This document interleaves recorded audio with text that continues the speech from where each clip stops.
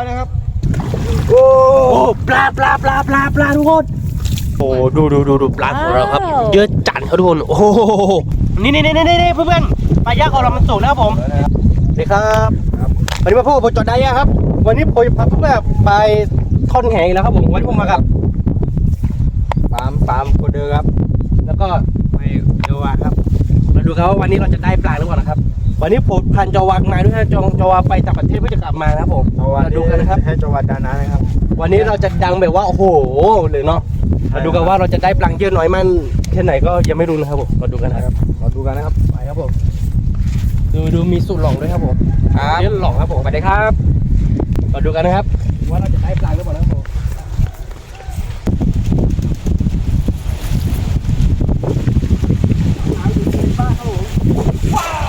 ครับผมกระดิ่งครับกระดิ่งโอ้โหช่วงนี้หน้าหนาวทุกคนลมพัดมาเย็นๆครับผมอันนี้เพื่อนสมัยเรียนครับผมชื่ออะไรนะครับสุดหล่อครับผมอ๋อชื่อสุดหล่อแต่เดี๋ยวว่าชื่อเปลี่ยนไปแล้วทุกคนตอนที่โรงเรียนก็ชื่อแบบนึงตอนนี้ก็คือสุดหล่อดูจากหน้าตาเขาหล่อจริงๆด้วยแหละเราดูกันนะครับ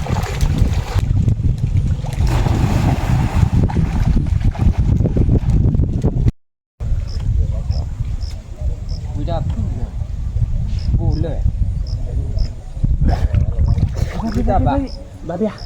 Oh, yang mana? Yang dia ada. Kalau saya tino ya. Hah? Kacau lah baru.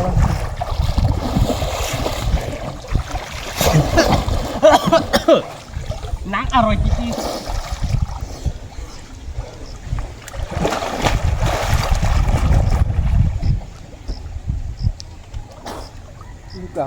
Luk lah kan.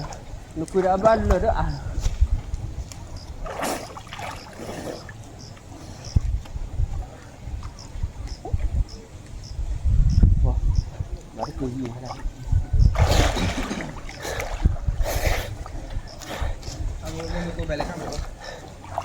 ตอนนี้คือยังไม่โดนครับ ตอนนี้คือยังไม่โดนครับไม่ได้หรอครับผม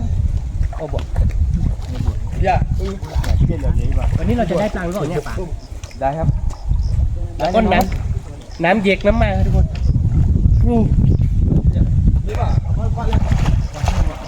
เหรียญเลิกก็ถือเยอะคุยโอ้โหรอบนี้ได้เชื่อจะได้ไหมครับได้ตัวนึงครับผมโอ้โหได้ปลาสลิดครับผมโอ้โหปลาสลิดตัวเดียวนะครับโอ้โหครับผมปลาสลิดครับผมโอ้โหแค่ปลาสลิดตัวเดียวนะครับไม่คุ้นนะครับโอ้ย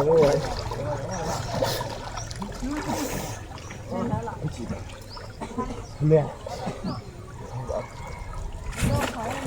เดี๋ยวอ่านดูกันเดี๋ยวปลาสลิดตัวเดียวครับผมได้บ่มาดูกันเด้อพี่น้องเด้อดูจอดานนะครับว้าวมือนี้โอ้อาจจะเกินได้หูโยงแค่ตัวเดียวครับแห2 คันนี่ได้หูโยนตัวเดียวครับตัวเดียวนี่ตัวใหญ่มากๆทุกคนวันนี้ก็หายไปไหนไม่รู้ครับผมเด็กโอ้โหจะเกิดมีปรุงให้ทุกคนหลอมมาเลยก็หลอมหลอมมาหนูดิ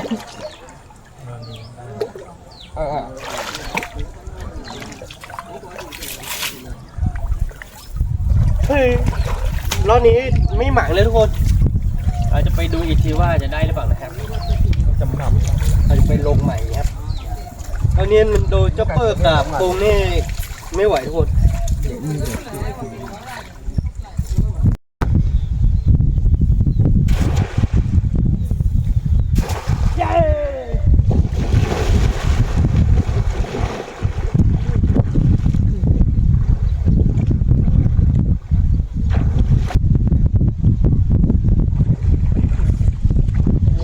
ตัวแรกของวันนี้มาแล้วครับผม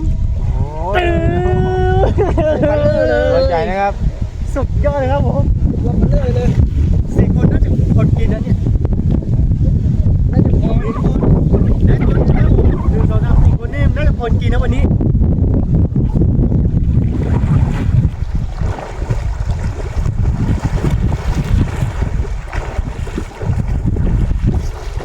tira lu. Vaya lu. Ini lu tira lu. Kau tira kau tak ada waktu gue. Vaya lu bor. Đây, cho nó đi về enjoy được mà gặp. Waktu gue. Kau tira kau jalan kia. Dia ni. Enjoy đi, enjoy coi là vậy. Đi đi đi.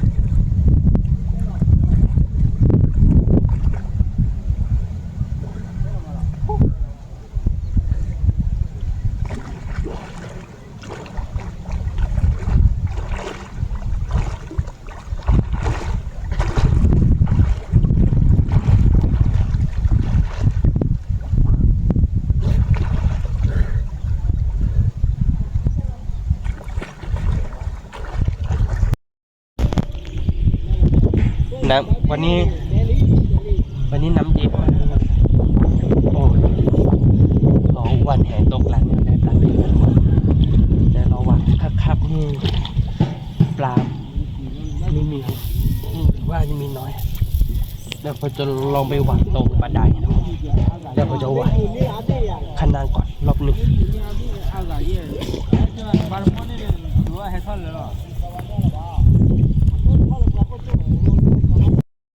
โอ้เรียบร้อยนะครับโอ้โห2 ตัวนะครับ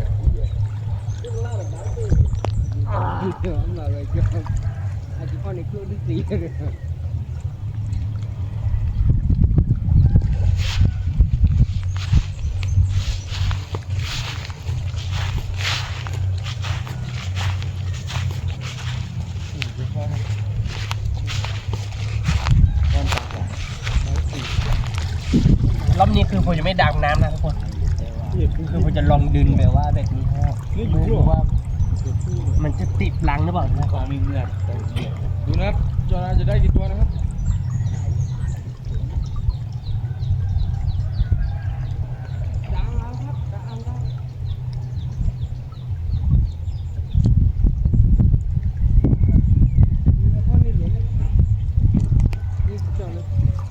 โอ้โห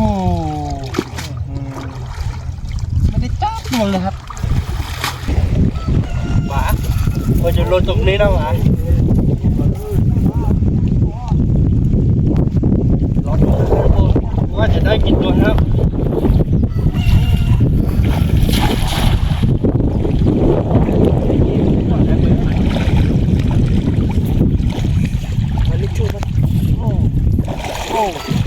น้ำเย็นมากๆว่ะ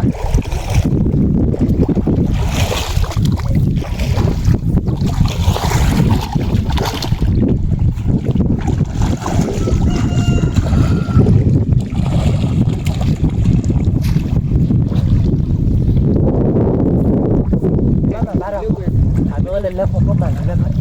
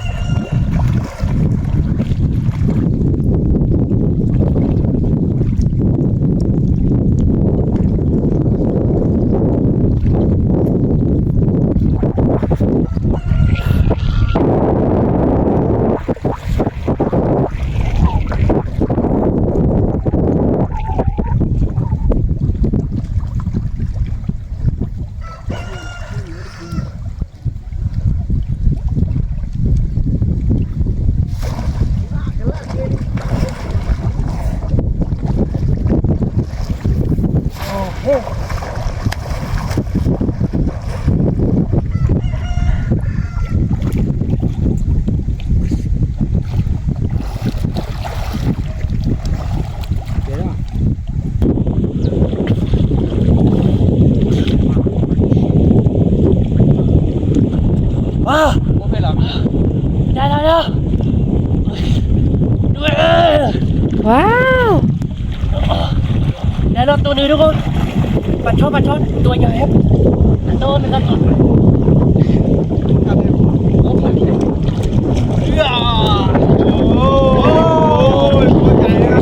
ได้ตัวนี้แล้วไม่ได้อยู่ข้างในแหงนะทุกคนอยู่ข้างนอกครับวันนี้ครับ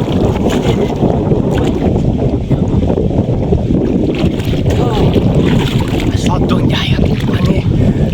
ตัวที่2ของเราครับตัวแรกปลานิลตัวแรกนี่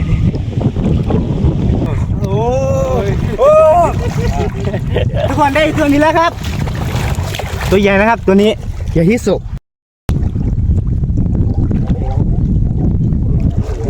โอ้สายลมสายลมว้าวทุกคนว้าวว้าว ตัวใหญ่นะครับ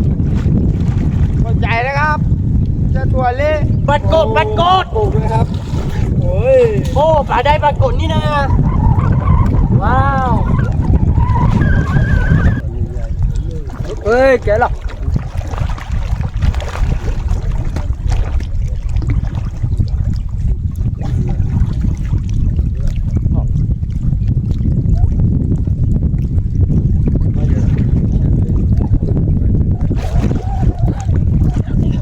เฮ้ยโอ้เขาเราคือปลาโตโอ้ย โอ้ยนี่สิใหญ่นะตัวใหญ่นะครับ ยืดจัดทุกคนยืดจัดโอ้ชอบพอว่ะ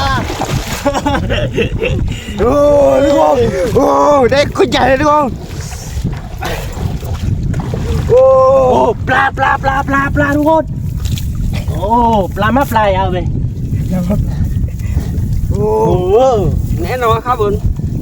ได้กินแน่นอนรอบนี้โอ้หนาวมากครับ รอเดียวรู้เรื่องนะครับ ดูขนาดเครื่องบีมาครับผมนี่เครื่องบีต่างประเทศมาครับดูอร่อยครับโอ้โห ครับ โอ้โหรอบเดียวนี่รู้เรื่องเลยรอบเดียวจะน่ารีจ้ะ แน่นอนครับผม ว้าวจะได้จะกินหมดไหมคะ โอ้โหเราคิดว่าเรากินหมดนะครับ แล้วแต่ข้างข้าวครับน่าจะกินหมดครับผมน่าจะไม่เหลือนะ ใช่เปล่าป๋า คนนี้น่าจะไม่เหลือนะ เราดูโอ้โหว้าวทุกคนตัวที่ผมจอมนะครับ ว่าแค่จอมในมือว่าเวลาสองตัวที่ผมจอมนะครับ แต่ครับผม โอ้โหตัวนี้ตัวใหญ่ทุกคนโอ้โหตัวใหญ่ว้าว ตัวใหญ่สุด แล้วนี่ได้หลายตัวนะทุกคนเนี่ยเราวันแหไอ้ข้าข้ามสักน้ำเนี่ยคือไม่ได้ครับโอ้โหนี่อร่อยนะครับทุกคนอร่อยนะครับอร่อย หนาวเลยบ้าน ตัวเล็กๆนี่เราจะปล่อยให้มันโตนะทุกคนนี่นะครับคนวันนี้โอ้โหดูปลาของเราครับเยอะจัดครับทุกคนโอ้โห กินหมดไหมคะจะได้ ไม่รู้ต้องรอดูครับวันนี้ครับทุกคนปลาช่อนตัวใหญ่ๆครับมื้อนี้ได้ปลาช่อนตัวเดียวครับ มาดูก็ได้เลย ปลาดูบดได้ครับปลาดูเนี่ยจับโดม2ตัวแต่ว่าลูกค่อยกลัวนะครับค่อยกลัวปลาดุแล้วเด้อดูเด้อทุกคนเต็มกระสังนะครับผมโอ้โห ตัวสวยยอมอ่ะ จะพอวะเบะไปเบะรับไปเราจะเบะแหง ตัวลักษณะเนาะเนี่ยทุกคนเนี่ยทุกคนเตะตะกร้าเลยทุกคนเดี๋ยวมีครับผม ไปเราไปย่างปลากินกันไปทำปันกินกันเลย ตอนนี้นะครับคือเราทุกคนเราย่างปลาแล้วนะครับดูนะครับ อันนี้ธนาจี ใกล้ กิน สุก ได้อ หม ยู่ ดแล้ว นะ นะ ค ค รั รั บบ ผม ดูครับจอดาทานาจีนะครับนาจีแซ่ๆนะครับโอ้โหเนี่ยไม่ย่างปลานะครับ มากินกันได้เลยนะค ปลา รับ ย่างนี่โอ้โหดูนะครับหน้าตานี่โอ้โหน่าจะอร่อยนะครับกับนาจีแซ่ๆนี่ ปลาขอน้ำหน่อยปลา ครับผม ใส่น้ำนิดนึงวันนี้ นี่ครับผม เราดูกันนะครับ แซ่บๆเลยครับผม เราดูกันนะครับทุกคน น้ำจีแซ่บๆครับผม อร่อยนะครับอร่อยครับดูนะครับปลาย่างนะครับแต่ละตัวนี่โอ้โหหน้าตานี่เนาะ ขอรับเบอร์เหลืองครับผมนี่จะแซ่บๆครับผม ตอนนี้ใกล้จะสุกแล้วทุก ใก ค ล้ น จะสุกหมดแล้วนะครับ ครับย่างใกล้อยู่ครับผมใกล้สุดแล้วครับผม อย่ากันอยู่ครับผม แซ่บๆอร่อยครับผม แซ่บบ่ แซ่บหลิงครับแซ่บอีหลิงจ้า ร้านแต้ๆเนาะ แต่ก็เดี๋ยวผมจะลองชิมสักตัวหนึ่งนะ ตัวไหนดีเนาะ มากันได้นะครับผม เดี๋ยวเราชิมก่อนนะครับ ให้โจดันรอชีก่อนนะครับ นี่ทุกคนผมกินหัวทั้งห่วงเลยนะครับผม โอ้ยสุดยอดนะครับ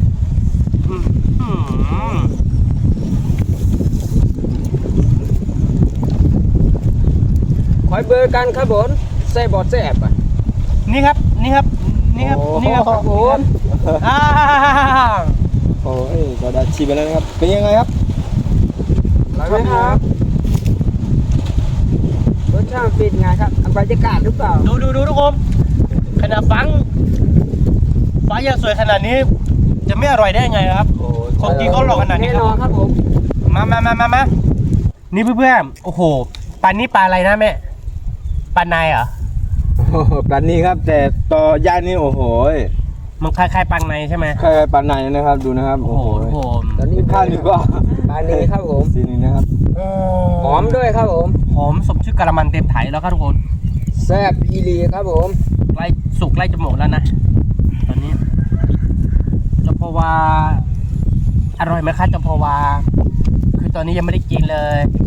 ที่แน่ๆก็รู้ว่าอร่อยกะละมันเต็มถัง แซ่บอีหลีครับผม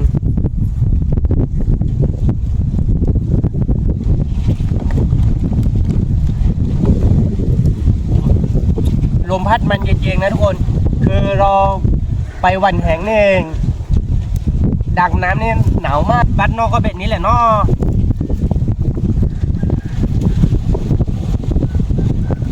บรรยากาศนี่เราอยู่ที่บ้านนี่ถ้าปีต้นไม้เป็กนี่อยากกินน้ำซุปตาก็ได้นะทุกคนมีชาวบ้านเขามาทำให้เราอยู่แต่คือเราปีนไม่เป็นครับ ใครกินแซ่บก็สามได้นะครับผมแซ่บ น้ำต้มตำสดๆทุกคน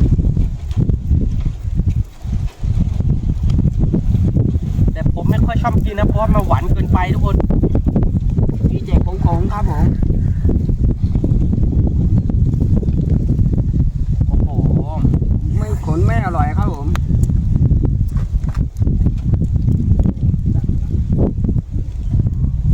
ว่าสนุกไหมวะว่าเราจะไหมไหมถ้ามีโอกาสก็จะผ่านจบสู่มันมันการหลายๆเขาก็สนุกดีครับทุกคนโอ้โหวันนี้นี่หวังแหงนี่ไม่ค่อยได้ปลังนะแต่ว่าเราลงไปหวังที่บันไดของเขารอบนึงนี่โอ้โหได้ประมาณนี้ทุกคน คูมั้งครับ ร้อนเดียวครับผมร้อนเดียวครับผม ล้อเดียวครับ ได้สอนร้อนครับร้อน ถ้าไม่ใช่สอร้อนแล้วก็โอ้โหไม่ต้องพูดถึงครับ ได้ ไม่ได้แล้วเราสอนไม่ได้แล้ว รอบที่สองนี่ไม่ได้แล้วเพราะว่าปลาหนีหมดแล้วทุกคน อาจจะได้แค่รอบเดียวครับที่ไม่สุกไม่เป็นไรที่สุกแล้วก็กีบไปกีกันเลยครับผมมาอร่อยน่าดู มาทุกคนกินกันเลยครับผมเดี๋ยวว่าน้ำจิ้มตรงกลางนะครับ ถ้าร้อนก็บอกนะครับ ดูโอ้มาเพื่อนมา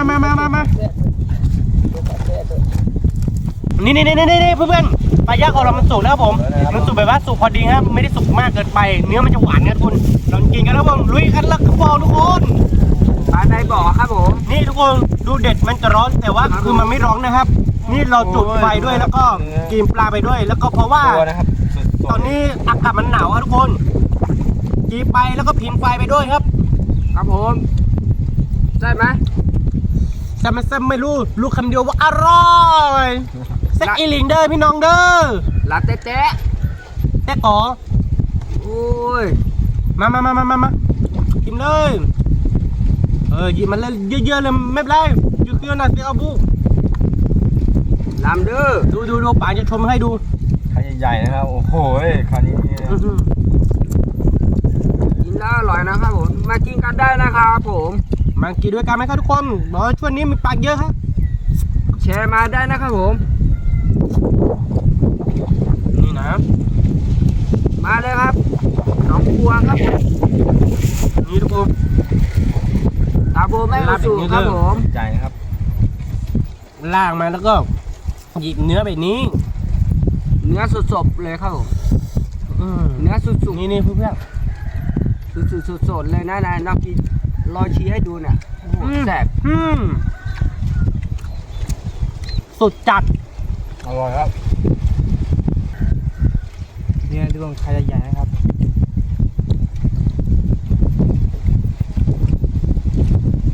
อะไรทุกคนมาเนี่ยเลย โอ้น้ำจิ้มนี่อร่อยมากฝีมือใครวะเนี่ย โอ้โหฝีมือจอร์แดนนี่น้ำจิ้มนี่แน่นอนนะครับ แสดงว่าน้ำจิ้มอร่อยขนาดนี้นักต่างคนทำมันก็หลงนะครับ ใช่แล้วค ค รั รั บบ ผม โอ้ยดูนะครับใครจะใหญ่นะครับ อืมอืมอืม แซ่บเลยไส้บิลิเอา บอกได้คำเดียวเลยว่า อ อร่อย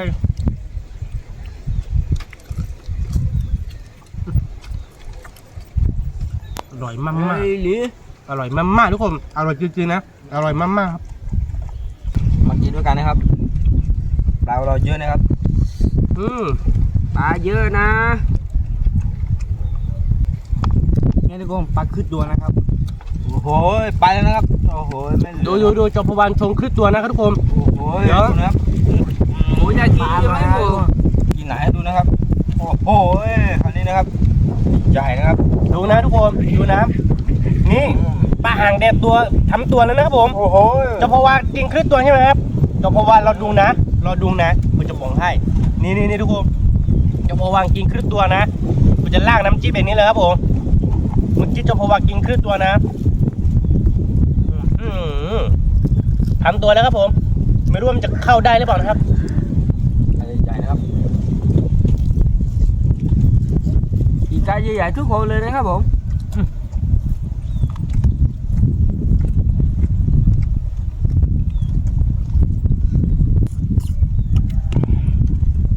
เนี่ยทุกคนไม่ใส่น้ำจิ้มก็อร่อยนะครับโอ้ย กล้ามานะครับผมสุดที่ ย่างอร่อยมากทุกคน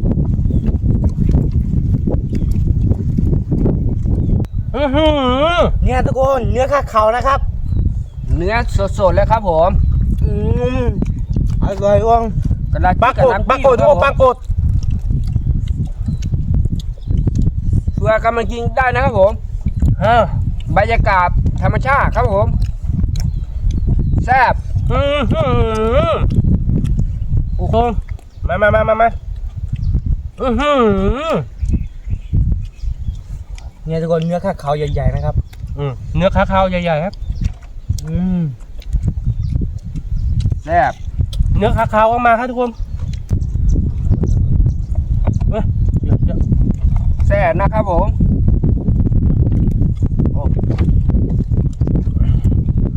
งัดเจี๊ยบคำใหญ่ๆเลยทุกคน แซ่บครับผม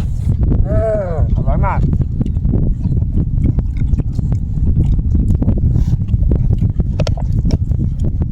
โอ้ปลากดเนี่ยเนื้ออร่อยครับทุกคน เนี่ยทุกคนหน้าที่ใครใหญ่ๆนะครับโอ้ว่าอร่อยโอ้โหยอดนะครับตัววันนี้กำลังใกล้จะอร่อยแล้วครับ ทุกวัน โอ้ นี้ โห หนาวนี่ขอแต่แซ่บครับ เสียง ผม กรุบๆเนี่ยโอ้โหก็จะอร่อยน่าดูนะป่า ใช่ครับอร่อยครับอร่อยจริงครับเนี่ยใครใหญ่นะครับ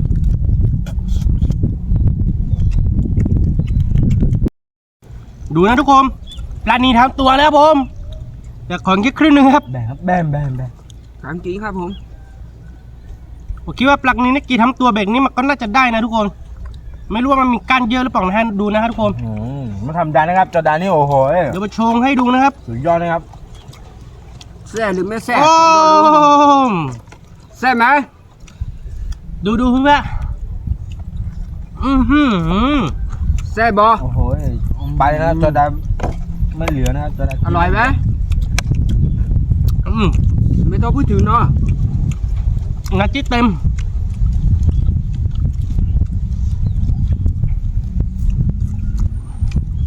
ขนาดพวกเรายาอร่อยเลย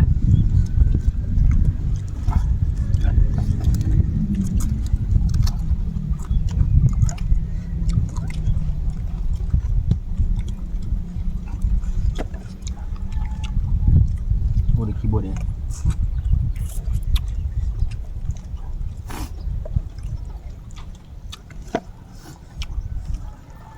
อร่อยจริงๆอร่อยมากๆอร่อยสุดยอดกระมังเต็มถัง ไก่ย่างร้อนๆกับน้ำจิ้มขอตัวดานี่โอ้โหเข้ากันมากนะครับ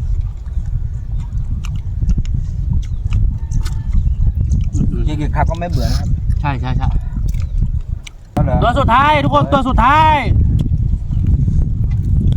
ตัวสุดท้ายของเรานะครับ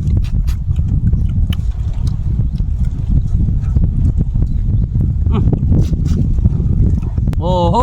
ปลาครับผมแซ่ครับผมยากีปลาครับผม ปลาย่างนะครับปลาย่างอร่อยๆนะครับ ปลาย่าอร่อยมากทุกคน ครับผม แล้วก็ ปลาในบ่อครับผม ใส่น้ำจิ้มเยอะ ครับแซ่มากเลยครับ ๆกี่วันนี้อิ่มถึงรุ่นนี้แล้วทุกคน ครับผม อ่ะ แซ่ครับผม อร่อยครับผม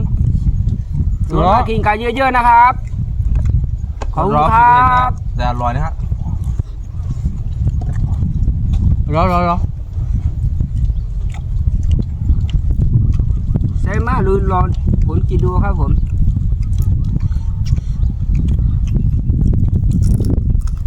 แซ่บมากเลยรอผมกินดูนะครับผมลองกินดูนะครับ แซ่บครับ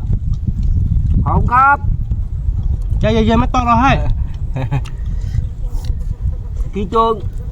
น้ำมูดไหลเลยครับ โอ้โห เป็นภูมิแพ้หรือเปล่าครับ พี่มันเผ็ดครับผม อร่อยครับ ครับผมมันแซ่บเกินครับผมพี่มาเผ็ดครับผม แซ่บเกินจะห้ามใจใช่ไหมครับ ครับ ไม่ได้หมูครับผมแซ่บอีหลี เนี่ยทุกคนหัวทับตัวนะครับ โอ้ ไปนะครับต้องทำดังครับวันนี้ ชี้ใหญ่ๆเลยทุกคนชี้ใหญ่ๆเลย ครับผม หมดกับพอดีเลย ครับผม น้ำจิ้มฮะ กินเป็นจนหมดเลยครับ อร่อยหรือไม่อร่อยเนี่ย รอดูดิเรากินกันหมดเลยครับผม เรามากินกันดูนะครับพ่อแม่พี่น้องครับผม นะครับ เหลืออีกหัวหนึงครับกระเพาะโกหก นักกีการทุ่นาอย่างนี้แหละครับสบายๆครับผม อร่อย มานอนตามเต็นท์ก็ได้นะครับผมตามเต็นท์น้องโอ้สบายๆเลยบรรยากาศดีครับผมบรรยากาศตื่นขึ้นมาก็มีหมอกด้วยครับผม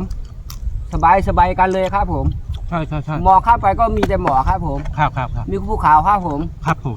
ใช่ไหมครับ ใช่ครับ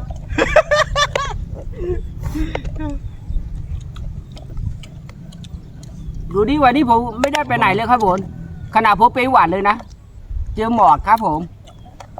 เรามาเที่ยวกันดูมาเล่นกันดูแล้วก็มาเที่ยวกันกินกันดูอย่างนี้ครับผม ใช่ครับ การทุ่นาครับผม สนุกก็สนุกด้วยครับ ครับผม ได้กินปลาย่างอร่อยๆด้วยนะครับนะจีเซ่ ครับ ๆ ผม นะครับ อัดเลย ไม่ นะ เหลือนะครับ อร่อยมากทุกคนอร่อยมาก อร่อยครับ โอ้ย